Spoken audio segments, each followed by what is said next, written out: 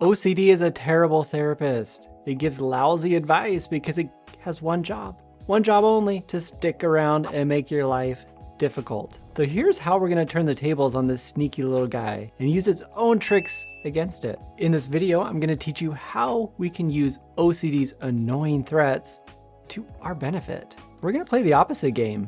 You see, OCD loves boundaries. It loves it when you obey its every command, when you play by its rules. But what if we start doing the opposite? What if we say, hey OCD, thanks for the advice, but now I know what to not do. Here's how it goes down.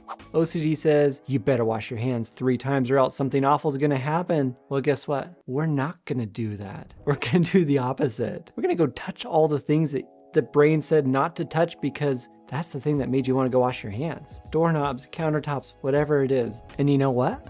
We're willing to risk that awful thing is going to happen. And when you find most likely nothing happened, your brain learns from this experience. OCD gets angry, man, because you just called its bluff. Yeah, but don't risk it. It's not happy. Check the stove. Your house will burn down. Nope, not falling for it. We're gonna leave right now as fast as I can without checking that stove. Not even once. Sure, it would stink if that house burned down, but we often have to take that risk, just like everybody else. Don't go sit by your kid. You don't know what you could do. Well, I'm gonna go sit by my kid then. Have the time of my life, read him a book, whatever happens, happens. That's what we're telling the brain. It seems scary, but we find that catastrophe doesn't happen most of the time. I can't say 100% because we never know the future, which is why we use maybe, maybe nots a lot. You see that? Maybe, maybe not. We can keep things simple. You take your threat, you do the opposite. As long as you're not breaking the law or your morals or your values. See if you can think about the opposites of these statements. If you don't confess this thought, you'll feel anxious forever. Don't sit with your kid. Better wash your hands. You don't want to get that deadly disease. You need to go apologize. Keep thinking about that past experience until you figure it out. You're not going to be a good person until you do. Go tap that light switch a few more times. You don't want to risk something bad happening. Go research online about your sexuality. Here's the thing. It's not an easy task because it causes some anxiety, and that's okay. Anxiety is not the bad guy, and it's just for now. That's the important thing. Anxiety is just for now, but we need it to get better. It's fuel. Think of it as like a beneficial thing. It's like this. Imagine you're at a carnival. There's some annoying game you're walking up to. The guy's shouting, step right up.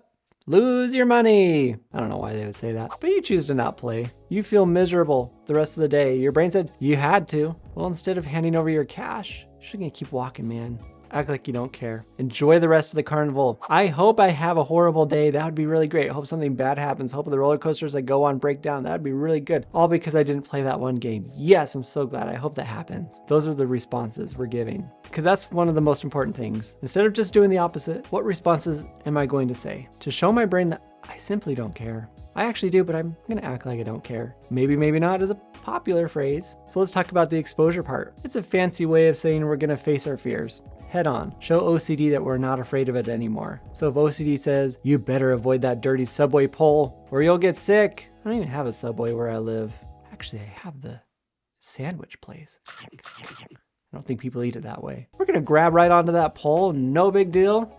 Maybe even give it a high five, rub the top, rub it on the bottom. Hope I get dirty, that'd be great. Hope I catch something, that'd be cool. Hope I spread it to someone else, that'd be awesome. But if I just prefer not to touch that and it doesn't cause any anxiety, it's just not who I am, I'm gonna not do it. But if I feel extremely anxious, I might do it. I give you a step-by-step guide on how to knock out this OCD once and for all in my Master Your OCD online course. I'm gonna link that down below. So let's turn OCD's bad therapy advice to our benefit. We're gonna act like we couldn't care less about this OCD because here's the secret. The less we react to OCD's demands, the less power it has over us. It's like we're taking his favorite toy away and it's squirming, no! That's what OCD sounds like if you didn't know. The next time OCD tries to play your therapist, remember this, we're flipping that script.